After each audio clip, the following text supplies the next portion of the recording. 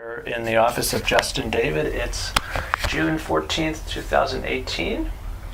And I'm going to start out with a question about how you ended up being a rabbi here, not just specific to Northampton, but in Western Massachusetts. How did you find yourself being part of a community here? Well, I have to say, in the late stages of rabbinical school, when you're thinking about where you're going to be in life, I never pictured myself in Western Massachusetts. I always picked, I'd known a little bit about Western Massachusetts. My brother-in-law went to Amherst College, so we'd been up here to visit, and I thought it was beautiful, thought it was lovely, and I thought it was kind of the death knell of Judaism. I always thought that I would be in an urban area and someplace that was maybe slightly off the beaten track, but nonetheless urban. So even though Park Slope, Brooklyn now is, this kind of ultra hipster center, at the end of rabbinical school, it was a lovely place to be, but not what it's become. And I thought that I might be in a place like that, or similar places, in a city, anywhere in the country, but primarily on the East Coast. And for many reasons, I had a lot of biases. I thought that's where real Jewish community was, that's where observant Shabbos community was, and that's where creative Jewish people were going to be, and that everything else was kind of just a compromise and just kind of getting by on fumes.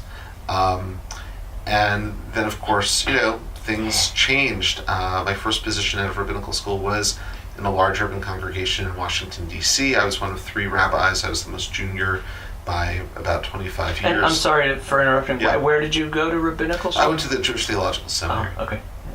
And as part of my training, I was able to spend a couple of years in L.A., and then Jerusalem, of course. So I had this experience of living in kind of the Jewish epicenter of urban L.A., and then the Upper West Side of Manhattan and Jerusalem. So I had all this experience living in really intensive urban Jewish communities.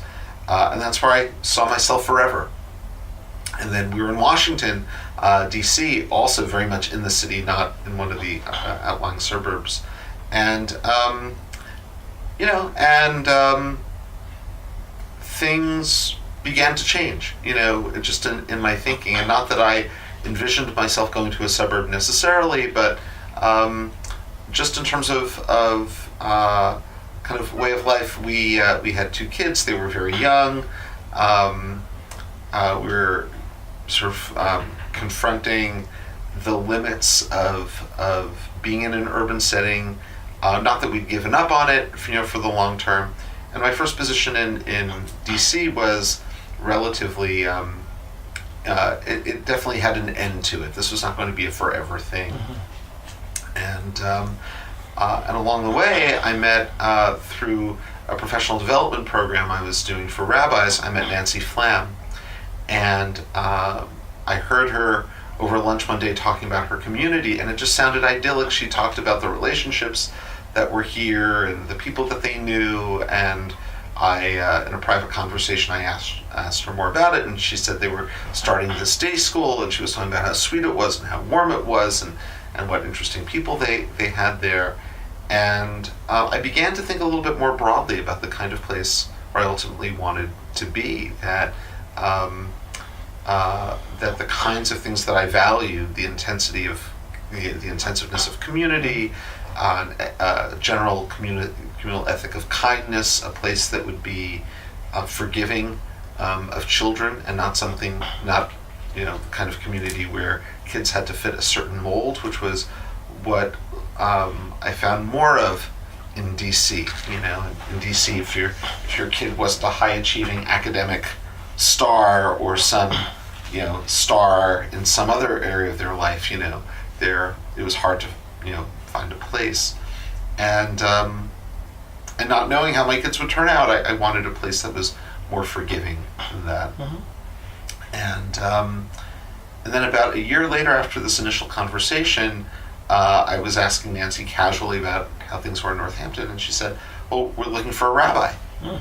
And I thought about it. I stewed about it for the better part of 2 weeks. I just signed another contract in DC, and I decided the timing wasn't right. In the meantime, a dear friend of mine actually interviewed for the position, was offered it, turned it down.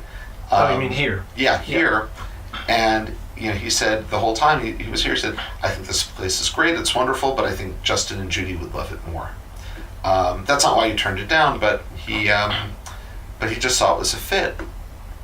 And but it wasn't to be, and 6 months go by, and now it's the summer of 2001, and I kind of put two and two together, and I realized the congregation didn't have a rabbi yet. I could, the thing about rabbis and looking for new positions is that it often happens at an awkward time of year, and you either have to give notice or your congregation has to be understanding. But here was a situation where I could, potentially go and explore, and I wouldn't have to make any decisions right away. I wouldn't have to tell my community that I was leaving and be without a safety net. So it was the best of both worlds. So I talked to the people who I had to talk to, and I had a first conversation over the phone, I had a second conversation over the phone, and I was taken by a number of things. I was taken by, there was a combination of people. There were older people, there were some younger people, and there was a whole constellation of experiences and values that I picked up on. One was that people like to be out in nature here, that they organize their lives not only around their work, but around their passions and the things that were important to them. That there was a progressive spirit here, and that to me was signaled by sort of the integration of gay and lesbian people in the synagogue. We didn't have the language of LGBTQ then, but we had the 2001 version of that. And that was voiced not only by young people, but by older people. Then I came for a visit at the end of August in 2001. And it was just a match. I got up to lead Kabbalat Shabbat services, really being given sort of a blank slate for how I would lead them. And I started with a nigun, wordless melody, and people joined in. And there was just a real sort of mutual understanding of where we were going together in that service, and that's what the whole weekend was. And by the end of the weekend, the congregation invited me to come be their rabbi, and my wife and I, after spending the weekend here, really felt like it was a place where we could see ourselves for the long haul, and that's what happened. And then I had a year before I came here, so I could tie things up in DC. What now? So now that you've been here 17 years. Yeah, 16. 16 years, right. What's your sense, and you're uniquely qualified because you spent time in one of these big city congregations, what makes a community in a town like Northampton, you mentioned the outdoor stuff, what else makes this community different from a larger urban Jewish congregation? Well, many things. I think this congregation as a congregation is, I don't want to say exceptional, but certainly different from any other synagogue I've ever been a part of, or really spent time in, for a number of reasons. One, I think, in my mind, I think of it as a crossroads congregation, which is to say, we're not in a city, we're not in a suburb with all the attendant infrastructure and things. We are in a unique kind of setting in the college town, which means that we partake of some of the general trends in the Jewish community, but not at the same pace and not in the same way. And being where we are gives us a unique opportunity to express ourselves in ways that other congregations may feel inhibited to do so. So, and I'll add to that we're a conservative congregation, but we're a conservative congregation in ways that other conservative congregations aren't, and we are a liberal congregation more broadly in ways that many liberal congregations aren't. So, I'll throw some things out that are maybe you can illustrate. What you mean by that. So I have a few examples, and none of this is particularly systematic, but But congregations all over the country are losing members, and just as a result of demographics. Despite great rabbis and educators and wonderful programs, we have increased our membership by more than 10% over the past few years. Many congregations are experiencing a loss of younger families. We are actually experiencing an influx of younger families. One thing we're able to do in our community that's really given our community a shot in the arm has been to establish the farm, Abundance Farm, which grows food for the Survival Center. We have this collaborative relationship. That's in part a function of where we are, but the reason that exists is because where we are, I think, ultimately, and the people we have here, even as there's an attachment to things in the past, and even as we're a congregation like every other congregation where change is hard, we have enough of an impulse here of people wanting things to change, and sometimes change dramatically or radically. And that's exactly what happened with our education program. And that change has resulted in Abundance Farm, Alma, which I think is a uniquely thriving religious school model. The ability that I've had to be very vocal on social justice issues in the way that I have is unique. There's been an embrace of that rather than a communal sense of the rabbi stepping out too far in front and doing things that we disapprove of. And that's unique. There's certainly plenty of rabbis out there who are out there on social justice issues, but within the conservative movement, not as many. And and so I'm at a point where I really, I'm thoughtful about what I say, but I never have to worry about being careful about what I say. In fact, I've had board presidents say to me explicitly, "Say what you think and say what you feel." Don't be afraid of pissing people off, because that's not what it's about. And I think all those are sort of illustrations of how this community is just a little bit different. We're the same in some ways. We have, our board can get stuck in certain decision-making processes. We can be complacent with what's familiar, and with the way we do things. We're an organization like all others. Demographic trends that are happening in the general Jewish community are happening here, but there's a spirit there's a progressive spirit. I don't mean that just politically, I mean that in terms of ongoing change.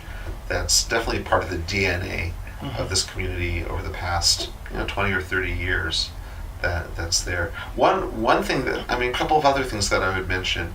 We have a minion of rabbis who are part of the community itself, and that's very special.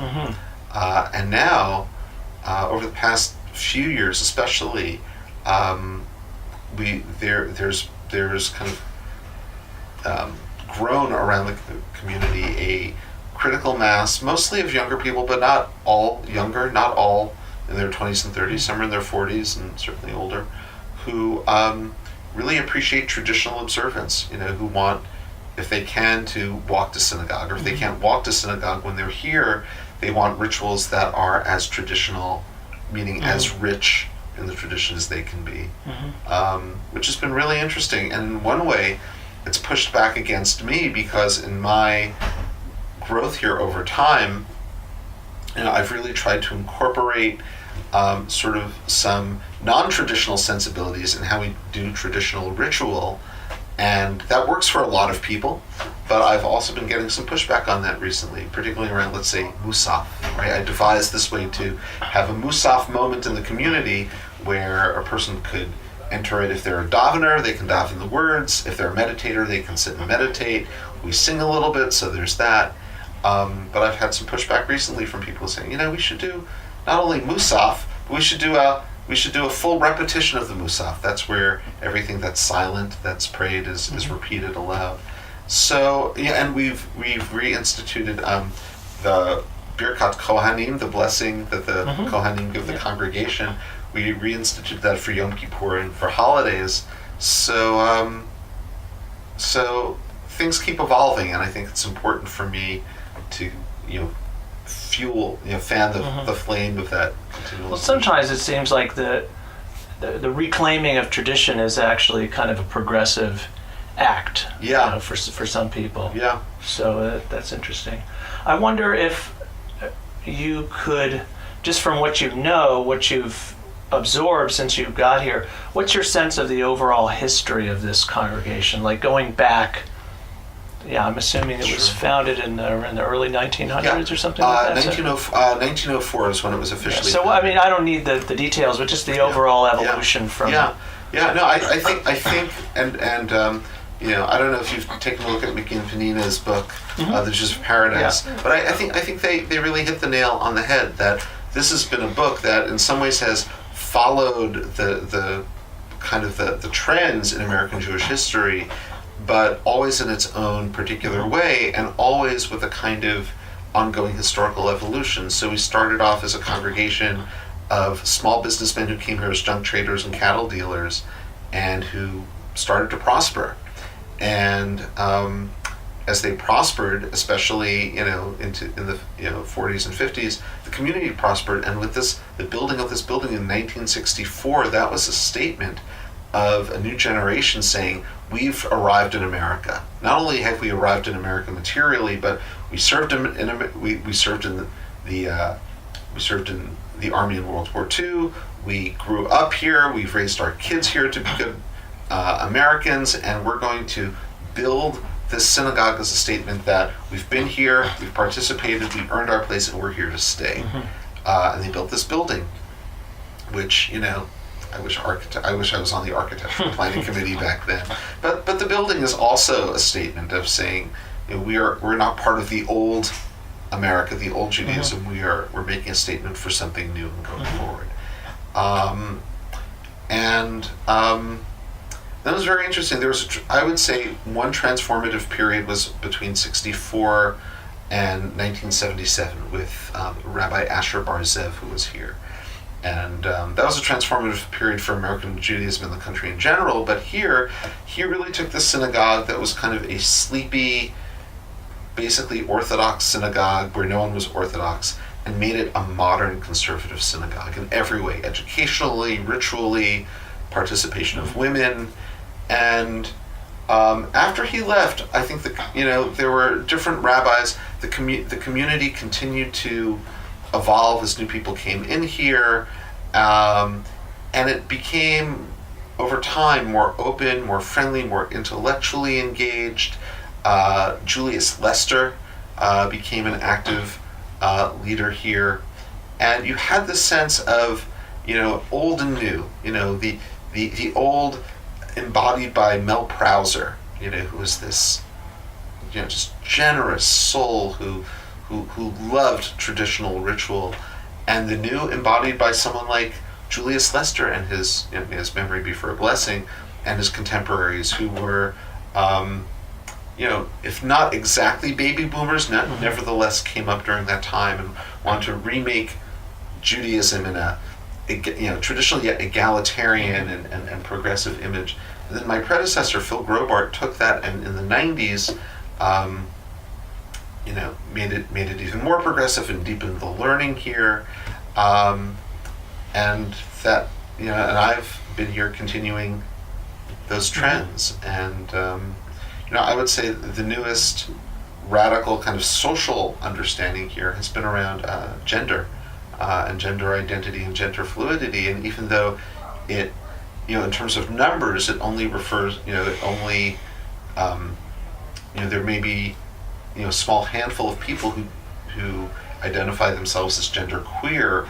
The ability of the congregation to adapt to these new identities and reformulate itself, and for older members to know these younger members in this way, I think contributes to the ongoing kind of social evolution. And now, we're starting to plan for the next 50 years, at least architecturally. What is that?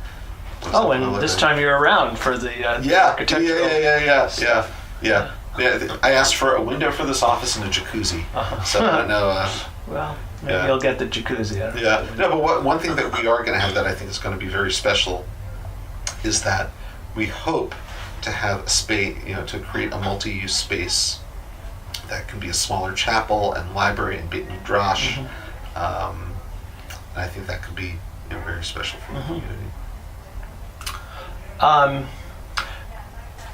What's your experience? You talked a lot about the wonderful, exciting, rewarding things. What are the challenges that you have experienced or that you face in this Well, congregation? The greatest blessing is also the greatest challenge. And the greatest blessing is that we've been able to capture really, I think, a really broad swath of the Jews who are here. So, so the people who one might call the normative Jews, who come, who pay dues, who belong, who are going to celebrate holidays. If they have children, they're going to raise their children in the tradition with one tradition. That's one end of the spectrum. And on the other end of the spectrum, we have people not. People for whom the idea of belonging to a community is really kind of a foreign concept, and any notion that to be part of a community means that the community has claims on you, right? Or that there may be aspects of how you observe Judaism that may or may not jibe, with the community itself. That's a completely foreign concept, and I think it's great because. It leads to discussion and deeper thought. Of course, the challenge is how do we adequately speak to everybody, knowing very well that we can't. So mostly that is a really creative and productive, exciting challenge. Occasionally it can be painful because people may approach the community and not necessarily conform to what it means, to what a Jewish community requires of people who become members, or what our Jewish community, our conservative Jewish community, requires of people who might become members. And when confronted with that, particularly around issues of the status of the children, whether or not the mother is Jewish, whether and other issues like that. When confronted with that, some parents are going to be very open and want to draw closer by engaging in all the various rituals, and some, are totally repelled and find it very painful that on the one hand, this community with a very progressive social agenda and lots of friendly people who want to embrace everybody, nevertheless feel that Jewish law is kind of like a wall, rather than an invitation to become. Well, it's not Unitarianism. It's there's a longer history. Yeah. So that I would say has been the hardest thing for me as a rabbi. And sometimes you don't know. I mean, you don't know until you have those conversations with people where they stand. Some people would say that talking about Israel is difficult for the community. Well, that was going to be a question I was going to ask you. Yeah. I mean, you could just go right into that. So I have been, I've always been personally unabashedly pro-peace, and over the years have really tried to figure out how to take that position in a way that's forceful and direct, and yet doesn't shut out people who may disagree with that. And I have to say, I divide my time here in two. My first 8 years, I tried to be really deft, not to offend anybody. And then my second 8 years, I feel like I've been I've tried to project much more of a both and message, which is to say, to say things like, what Netanyahu is doing is wrong, right? We should have two states. Palestinians deserve national rights. I support J Street because they're the only national Jewish organization that explicitly supports a two-state solution. Bringing Palestinian peacemakers here to the community, sending out letters that that question, some of the military moves of the Netanyahu government. And I've done those in a spirit of promoting really what's at the heart of the Israeli Declaration of Independence, this universalistic, prophetic vision that's grounded in the Hebrew prophets, and that's also key to Israel being a liberal democracy. And anything short of that is something that I think I have a responsibility to call out. Because we as Jews do have a stake, and people can disagree with me. Plenty of people have disagreed with me, and what I always say, my constant refrain is, well, let's have a conversation. And I'm not afraid to have that conversation. And in public, outside of CBI, can be challenging. There's the occasional anti-Zionist professor who will write something offensive in the Gazette, and over the years I've written responses to that have been published. I feel that you just freely chosen. You just felt compelled. Yeah. I can't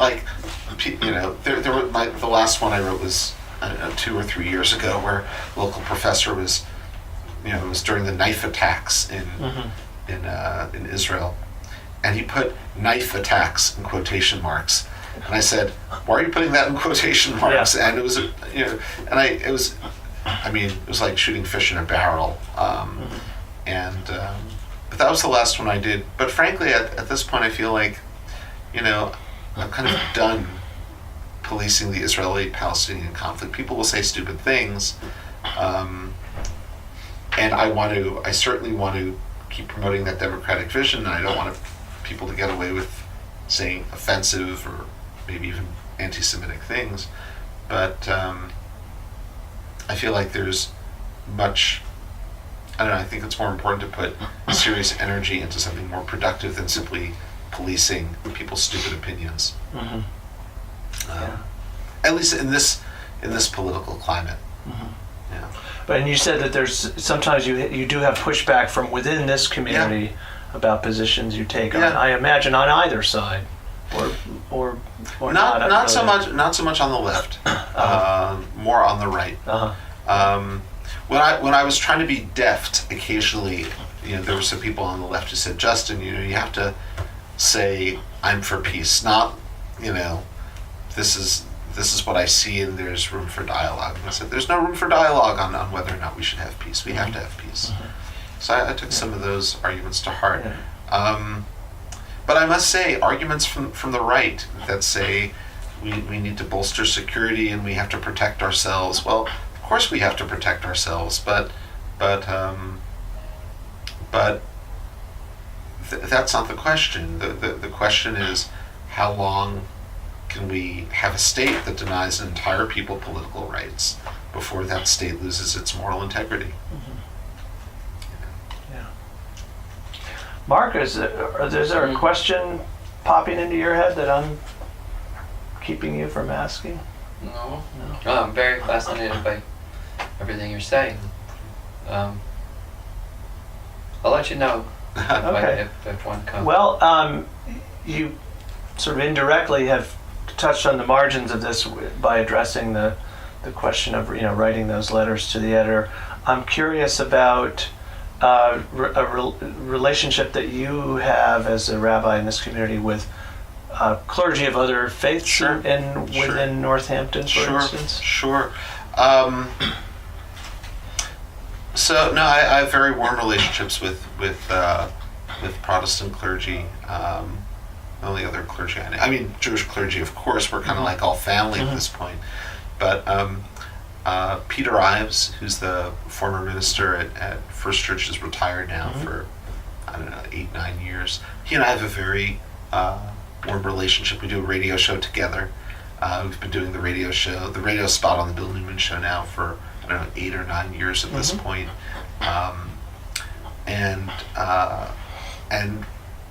In the various activist work that's gone on in the community, particularly over the past few years, we're all kind of in this together, working together on it.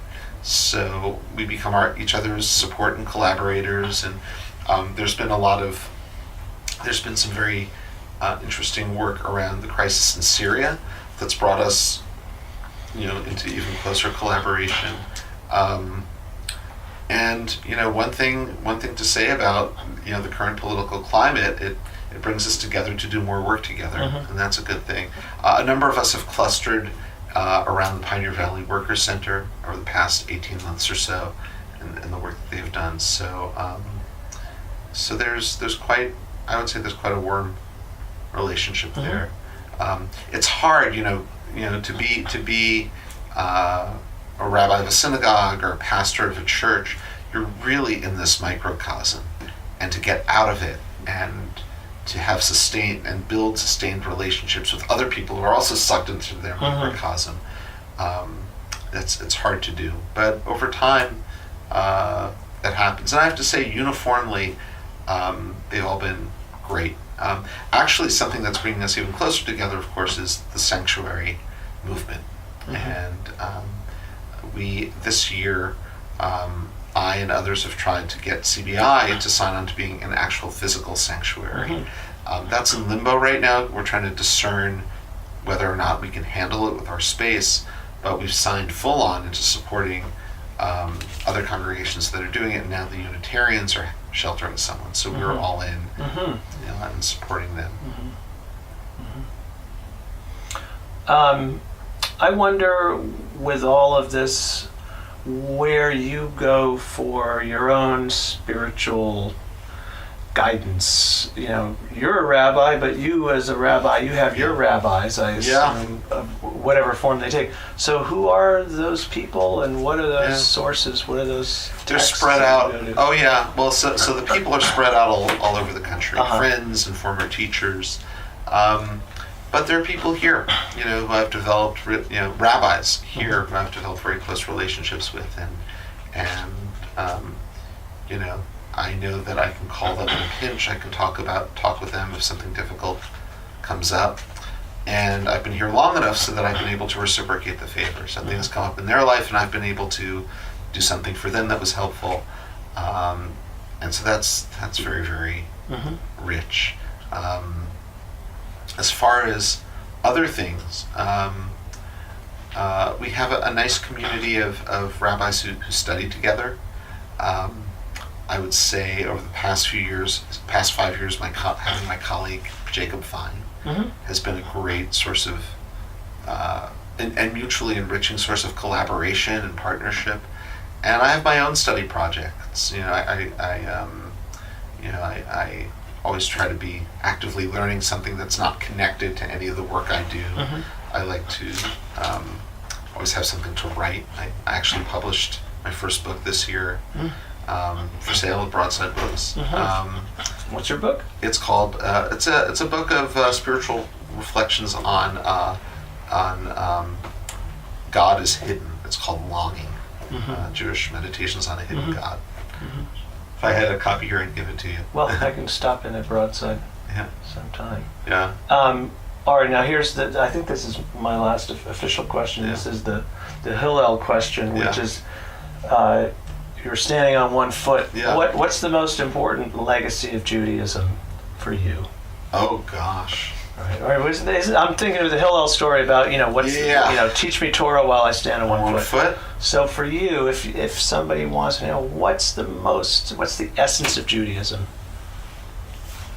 You've had your whole life to think about this. So. Yeah. Kavod habriot doche et hakol. The dignity of human beings supersedes everything.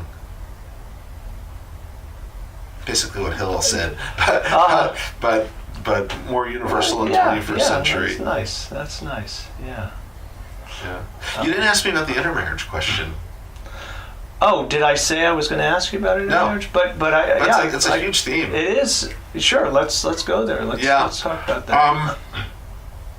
I would say that being here has challenged my normative assumptions about intermarriage. When I was in rabbinical school, and certainly my first few years as a rabbi in D.C., there was a sense that I really subscribed to this very normative sense that Jews marrying Jews was the way to secure the Jewish future, and intermarriage was the undoing of American Judaism through assimilation, not through anti-Semitism, but through, Yeah, that's the Pew report.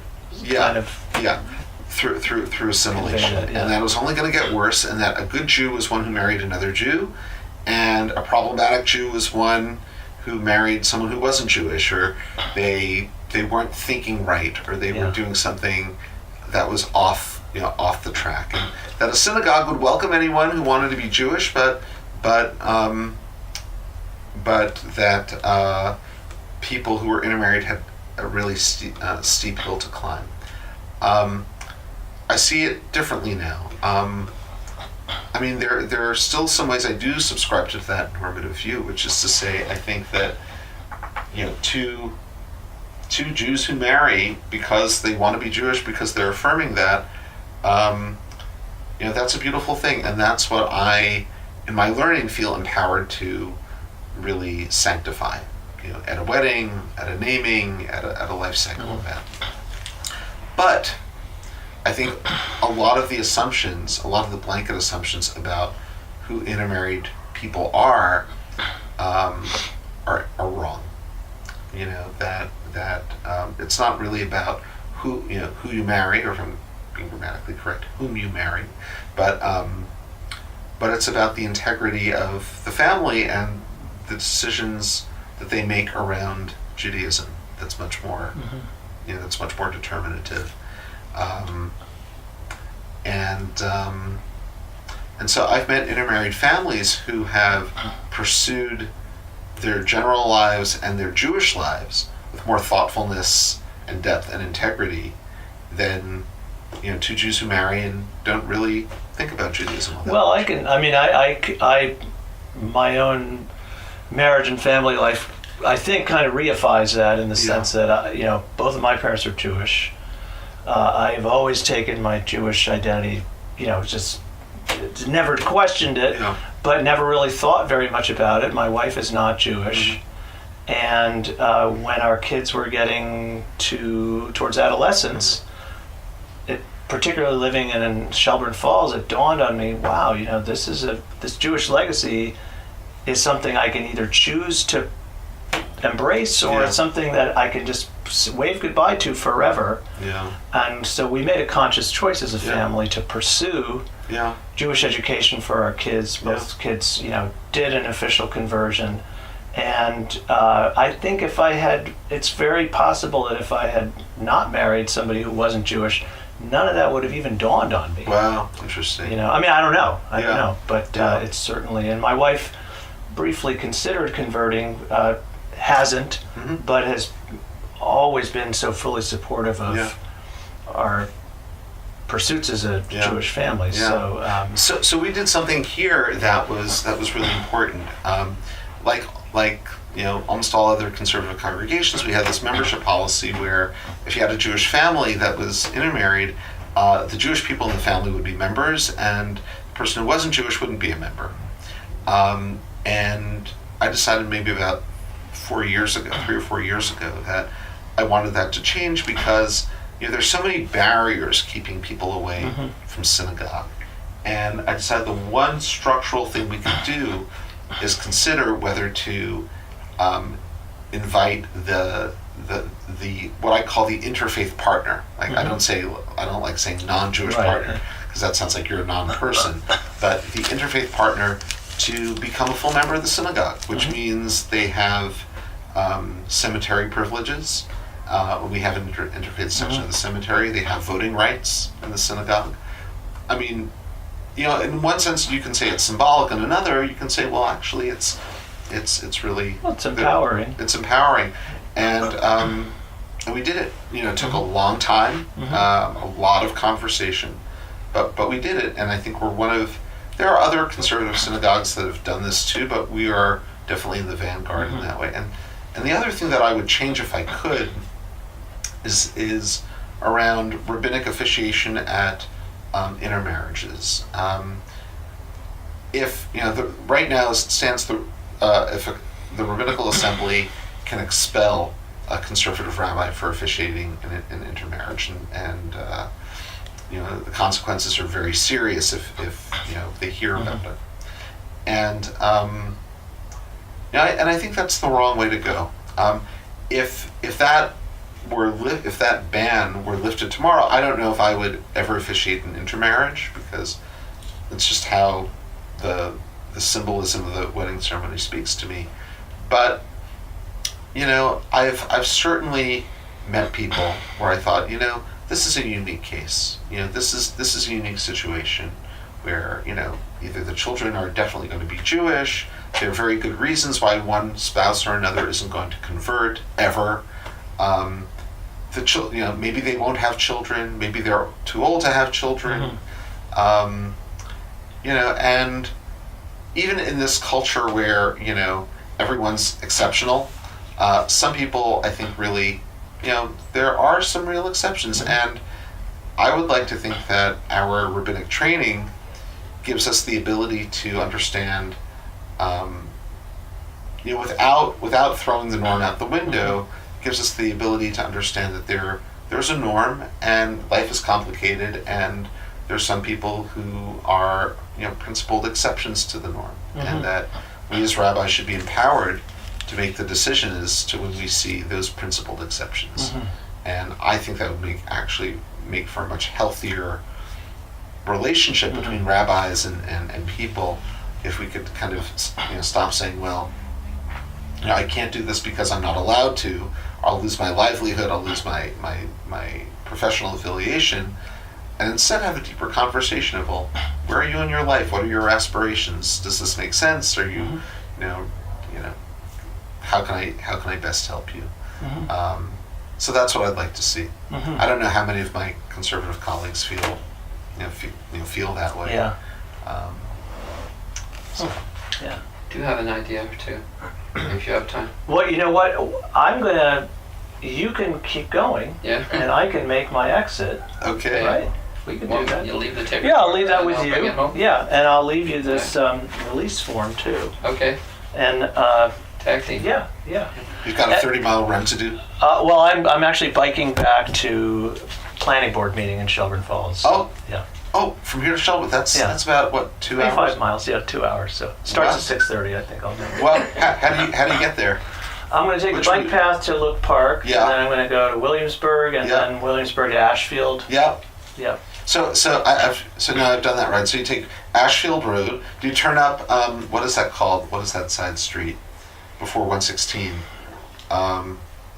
It's a 3-letter. Oh, well, Baptist Corner Road? No.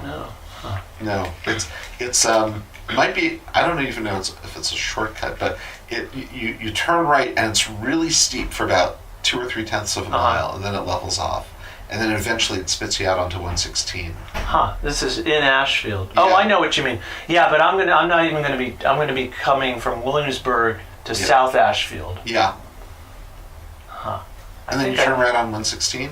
Is that what you do? No, I'm going to go into the center of Ashfield, and I'm going to turn right on Baptist Corner Road. Oh, yeah. And that's going to pull me down to Shelburne Falls. Oh, yeah. So what I've done is go up Ashfield Road, Yep. turn right at, I don't know, it takes you to Conway. Yeah. I forget what it is. Yeah. And then drops you out onto 116. So you take 116 to Shelburne Falls Road. Oh, yeah. And then take Shelburne Falls yeah, Road in. Yeah. Well, maybe I'll change my mind and do what you said. Your route is probably better. I just wanted to say before I leave, in addition to thanking you, just in what you were talking about, there was an article by Michael Chabon in Tablet about a week or two ago that I sent you that. You might be interested in, do you read Tablet magazine? I do, yeah. I mean, if an interesting article comes across. He gave a graduation speech at one of the rabbinical colleges. Oh, really? Oh, wow. And it's worth reading, apropos many of the things you were talking about intermarriage. Oh, wow. So if you go to Tablet and type in Michael Chabon, it's probably about a week or 10 days ago. Okay. Yeah, I probably stirred some controversy. Oh, I'm sure it did. Yeah. But it's nuanced. It's not unequivocal about anything. Good. So thank you, Mark. Good to see you. And Finishing up. Yeah, sure. And Finish up. Such Thank a you, pleasure, Justin. Michael. Nice Yeah. to meet you. Great to meet you. When's your next race? Well, I was supposed to be running Mount Washington on Saturday. wow. But, the reason I'm bicycling is I have a little injury, so Oh, I no. will be running the Staten Island half in Oh, wow. October. Oh, that's great. Bridge of Flowers, I guess I'll be doing that. Yeah. Shelby Oh, that Falls. sounds great. So, and I'll be in touch over email Yeah. because I'll send you my the link to my book, I think. Oh, I'd love to see it. Yeah. Okay. Yeah. Thanks again. I My really pleasure. appreciate it. My pleasure. Back at the And house. yeah, you just, you turn it off with that white button mark. Okay. Sure. And, all right, I'll see you later tonight. Okay, take thanks it easy. so much. Great to see you. Thank you. See you too. So I'll take the interviewer's chair. Yeah, go for it. So you had suggested we talk anyway, so Yeah. this is great Yeah.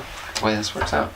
What I was thinking is I once heard Rabbi Harold S. Kushner say that he gets a better reception when he speaks to groups of Mormons than when he speaks to the Orthodox audience. Wow. So I was wondering what your, in terms of your connections with the community, how does it go when you go in that direction of the Orthodox rabbis I and don't yeshivas? I don't really have the opportunity to speak to Orthodox crowds. I mean, there really isn't much of an Orthodox community here, that to speak to. And interestingly, I sort of had an experience of this recently. I did a presentation on my book, Isabella Friedman, over Passover, where most of the people who came for the Passover retreat were Orthodox, and it was a small group, but they were really receptive. I have Orthodox friends, and I have some friends who are Orthodox rabbis, and over the years, and we were able to have really meaningful conversation. But I don't have, nor do I even try or aspire to have a deep relationship with an Orthodox community. Okay. Yeah. Another thought I had, this would be more for Rabbi Jacob, but you were talking about how you kind of bucked the trends in terms of synagogues declining in membership, but CBI is growing. How about the proverbial or perennial problem of kids disappearing after bar mitzvah or bat mitzvah? Yeah. And have you been able to buck that trend, or? It's very difficult here, and this is also part of the whole. So I'll tell you what, I'll give what I would say for the oral history project, and then I'll give the answer that I would say to you as a parent of rising almost adolescents. What I would say for the book project is that part of what's special here about living here, again, is also one of the greatest challenges, which is that it's an environment where we really mean it when we encourage kids to be who they want to be. And a young person growing up here really has a lot of freedom to explore. And not just because there are resources and things like gyms and sports teams and music instructors and that kind of thing, but that it's the kind of environment that doesn't put kids into boxes as much as other maybe more typical suburban environments do. And that's very special. On the other hand, it also creates a kind of centrifugal force for kids after bar and bat mitzvah, which is to say, okay, so I can, play ultimate frisbee and be part of theater at Northampton High School and do my AP classes and travel to Costa Rica, travel to Latin America, in the summer to learn Spanish and build houses, and those are the things I'm going to do. And for families who want their kids to have Jewish experiences, those are also available. And for kids who want them, I mean, there are great experiences available. There are sleepaway camps, and there are ways to do internships and all kinds of things. But there's a lot of centrifugal force away from those experiences. What I would say, so and I think that's definitely part of it. I would say, in terms of what we're trying to do here,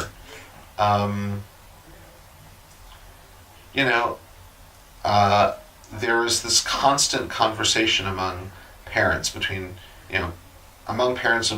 and collaboration between me and Jacob and parents, which is how can we create and continue to nurture a vibrant teen life and teen scene.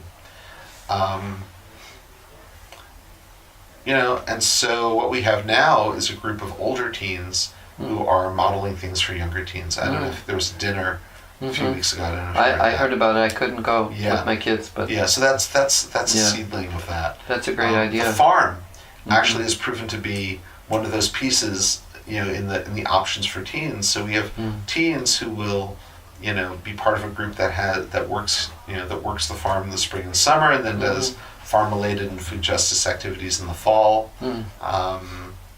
So that's been big. And there's because we're a small community, what's interesting as the kids who've been involved in Judaism get to the high school, some of their how do I say this? They become identified in a good way as the Jewish kids. And there's a certain kind of bonding that takes place. So even though they may not be as interested in structured activities, informally there's a lot of relationship building, and that it means something. And some people really get into immersive Jewish experiences that may not be here every day, but are close enough so that they can access them throughout the year. So. So there are kids who've gone to USY conventions, and Camp Ramah is half an hour away, and there's a decent contingent of kids who go to Camp Eden Village, which is the Jewish Environmental Sleepaway Camp, and that serves as an anchor for them. So there's definitely what to do, and we want to create more opportunities. I would imagine the birthright Israel also. Yeah, that's not until college. Oh, not until college. Yeah. Okay. Well, maybe we could talk some more, but since it's Michael's oral history thing, I should maybe stop it unless there were any other. Here's a classic oral historian question, which is just: is there anything that we missed that you feel is important to include for the record? Yeah, I can't think of anything. I wanted to talk about the intermarriage question because that's such a, that's such a universal issue. Right. I think there's always this question among Jewish people. What's going to happen in the next generation? Are we going to survive or are we going to die? And especially as we look at the trends among younger people who are not particularly interested in affiliating, right, the way we are. I would say two things. One is that from sort of the legacy standpoint, there's a pattern here of plenty of Jewish people coming to town who for whatever reason don't want to be part of synagogue life. And yet in each generation it's renewed itself. And assuming the ongoing vibrancy, the economic vibrancy of what's here, I don't see that changing. There will always be families who, for the whole mix of reasons, want their kids to have Jewish education and want to grow up in community. And we have this influx of younger people who are really interested. So I think there's cause for hope. And then the other thing I would add, though, is that while we're doing our best to ensure, in all kinds of ways, that there is synagogue community in the next generation, it could be that we have Jewish community along a model that might be different. That we may have more do-it-yourself communities or more unconventional gatherings of Jews who still find it important to gather, just not in the synagogue. Is that what the Havara initiative is? I saw that. Not really. Okay. Not really. The Havara initiative is an attempt to is to give people who want to be Jewish but don't want to be in synagogue, or might be in synagogue but also want something outside of synagogue, a way to organize as a community. With no bait and switch. It's not like, okay, we're going to do this for you, now sign on and become a member. It's more like, we're gonna make this available to you, and you're free to take it wherever you want to take it, or not. Cool. Yeah. I mean, we hope that those experiences are a stepping stone to kind of more intensive experiences in community, but they don't have to be. Maybe it's just helpful to have somebody be in a small group, Yeah. get comfortable there. Yeah. I've even heard that said about, I have some connections with the Orthodox world, and I've heard that said about big synagogues in Brooklyn or something. Yeah. Sometimes somebody will just take a large number of people for a Shabbat meal and form study groups and just have it be a small, so that people can really get to know each other rather than be part of a big shul. By the way, I heard something recently that I had never known before. Maybe it won't be any news to you, but it was something having to do with the halacha that is pertinent here. I had spoken with Rabbi Yaffe in Springfield. He's like a ultra orthodox. Yes. At B'nai Torah. Right. Yeah. So I was told he's like a real expert on halacha, orthodox. Maybe. So what he told me was that if someone has a Jewish father and a non-Jewish mother, the typical stance of discouraging the children from converting does not apply.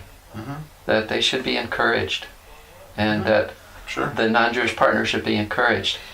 That not this whole thing of like saying no 3 times and all of that is just goes out the window. Yeah. So I didn't know that. So well that's an Orthodox thing. I mean, in our circles, first of all, there's no, there's halacha and then there's interpretations of halacha, and the conservative interpretation of halacha, particularly around conversion, has never been to discourage people, right? If they, and that's never been my MO. If someone comes to me and says they really want to explore Judaism, I say, great, come meet, let's see where it goes, and it's between you and God, so if you decide it's for you and then you decide it's not, that's fine. I think what I do with a patrilineal situation is to certainly encourage the children to go through what some people might call conversion, some people might call affirmation. I call it just closing the circle. If they've been brought up Jewish with the consciousness they're Jewish, I would say, well, we just want to do this one ritual to make things whole. You're Jewish, but we just want to make this formal and official. And as for the spouse, whatever, or the partner, I take them at their word. If they come to me and they say, I'd really like to explore this, I'll say, great. What I haven't done has been to actively go out and proactively ask the question. You've been hanging out with us for a long time, and I know that you're not particularly Christian. I know that, and I know there's not another faith tradition that's important to you. Have you ever considered becoming Jewish? That's something I typically don't do, because I trust that people will find me. But I don't know. I could be wrong on that. I think you're probably right. Yeah. It's nice. To me, I can stop it now. Yeah. It's probably running out of time anyway.